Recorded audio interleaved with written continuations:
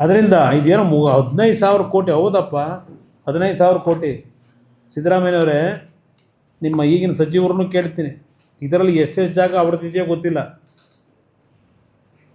ಯಾವ್ಯಾವ ಪೊಲಿಟಿಷಿಯನ್ಗಳದ್ದಿದೆ ಅಂತೇಳಿ.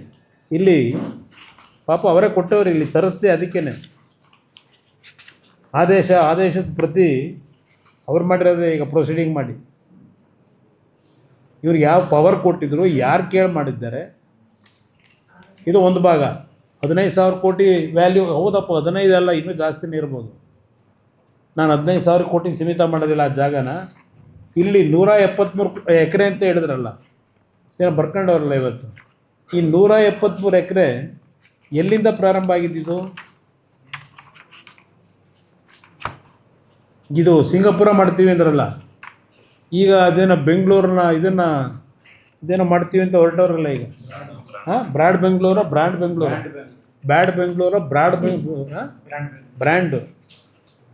ಮಾಡೋಕ್ಕೆ ಹೊರಟವ್ರಲ್ಲ. ಇದು ಯಾವ್ಯಾವ ಡೇಟ್ನಲ್ಲಿ ಈ 173 ಎಕರೆ ಸೇಲ್ ಮಾಡಿರೋದು?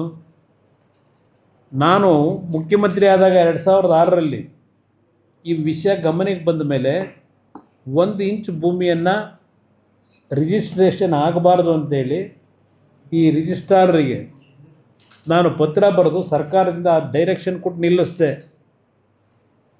ಅದಕ್ಕಿಂತ ಮುಂಚೆ ಯಾವ್ಯಾವ ಇಯರ್ನಲ್ಲಿ ಎಷ್ಟೆಷ್ಟು ಎಕರೆ ಸೇಲ್ ಯಾರಿಗೆ ಮಾಡಿದ್ದಾರೆ, ಸರ್ಕಾರದ ಸ್ವಾಮಿಗೆ ಕೊಟ್ಟಿದ್ರೆ ಬೇರೆ, ಕೆಲವು ಕೊಟ್ಟಿದ್ದಾರೆ ಇಸ್ರೋಗೆ ಮಗದೊಂದಕ್ಕೆ, ಅದು ಸರ್ಕಾರದ ವ್ಯಾಪ್ತಿಯಲ್ಲೇ ಇರ್ತಕ್ಕಂಥದ್ದು.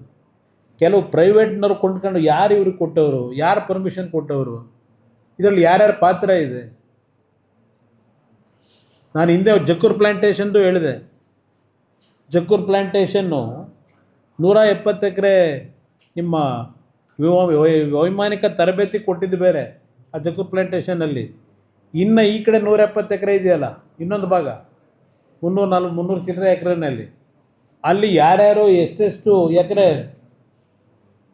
ಭೂಮಿ ಖರೀದಿ ಅಂತ ತೋರಿಸ್ಕೊಂಡು ಡಾಕ್ಯುಮೆಂಟ್ನ ತಿದ್ದಿ ಆ ಜಕ್ಕೂರು ಪ್ಲ್ಯಾಂಟೇಷನ್ನಲ್ಲಿ ಯಾರ್ಯಾರು ಮನೆ ಕಟ್ಕೊಂಡವ್ರೆ, ಯಾರ್ಯಾರಿಗೆ ಸೇರಿದೆ, ಏನು ಬಡವರಿಗೆ ಕೊಟ್ಟಿದ್ದೀರಾ ಅಲ್ಲಿ?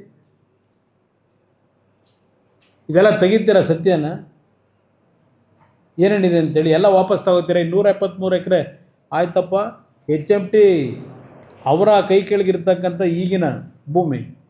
ಏಕೆಂದರೆ ಅಲ್ಲಿ ಡೆವಲಪ್ ಎಲ್ಲಿದೆ? ಅರಣ್ಯಲ್ಲಿ ಏನಾದರೂ ಫಾರೆಸ್ಟ್ ಇದೆಯಾ? ಅಲ್ಲಿ ಬಿಲ್ಡಿಂಗ್ಗಳಿದ್ದಾವೆ. ಅಲ್ಲಿಗೆ ಹೋಗ್ಬಿಟ್ಟು ಏನು ಫಾರೆಸ್ಟ್ ಮಾಡೋದಕ್ಕೆ ಕೊಟ್ಟಿದ್ದೀರಪ್ಪ? ಫಾರೆಸ್ಟ್ ಲ್ಯಾಂಡ್ ಅಂತ ತಗೋತೀರಿ.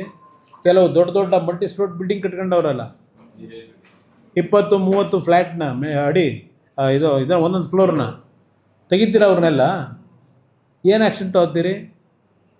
ಇಲ್ಲಿ ಯಾವ್ಯಾವ ಡೇಟಲ್ಲಿ ಸೇಲ್ ಆಗಿದೆ ರಿಜಿಸ್ಟ್ರ್ ಮಾಡಿಕೊಟ್ಟವ್ರೆ, ಇಲ್ಲಿದೆ ಇಟ್ಕೊಂಡಿದ್ದೀನಿ, ಯಾವ್ಯಾವ ಡೇಟಲ್ಲಿ ಮಾಡಿದ್ದಾರೆ ಅಂತಕ್ಕಂಥದ್ದಕ್ಕೆ. ಒಂದು ಕೋರ್ಟ್ನಲ್ಲಿ ಇನ್ನೂ ವ್ಯಾಜ್ಯ ನಡೀತಿದ್ದಾಗ ಇದ್ರ ಬಗ್ಗೆ ಏಕಾಏಕಿ ಈ ಅಧಿಕಾರಿಗೆ ಪ್ರೇರೇಪಣೆ ಕೊಟ್ಟವ್ರು ಯಾರು? ಯಾವ ಕಾರಣಕ್ಕೆ ಕೊಟ್ಕೊಂಡಿದ್ದೀರಿ ಸರ್ಕಾರದಲ್ಲಿ? ಇಂಥ ಅಧಿಕಾರಿಗೆ ಅಧಿಕಾರ ಎಲ್ಲಿದೆ ಕೊಡ್ಲಿಕ್ಕೀಗ? ಕೊಟ್ಕೊಂಡವ್ರು 15/6/2026 ಮೊನ್ನೆ ರಿಟೈರ್ ಆಗವ್ರೆ 30ನೇ ತಾರೀಕು. ಇದು ಪರಿಸ್ಥಿತಿ ಇರ್ತಕ್ಕಂಥದ್ದು.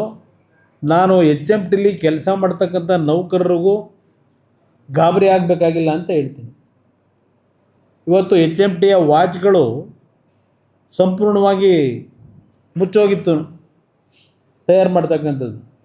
ಇವತ್ತು ಡಿಮ್ಯಾಂಡ್ ಮಾರ್ಕೆಟಲ್ಲಿ 1,000 ಮಾಡ್ತಾ ಇದ್ದಿದ್ದು ಈಗಾಗಲೇ ಮುಗಿದೋಗಿತ್ತಲ್ಲ, ಶುರು ಮಾಡಿ ಈಗ 9,000 10,000 ಪ್ರತಿದಿನ ಮಾಡ್ತಕ್ಕಂಥದ್ದಕ್ಕೆ ಈಗಾಗಲೇ ಒಂದು ಚಾಲನೆ ಕೊಟ್ಟಿದ್ದೇವೆ.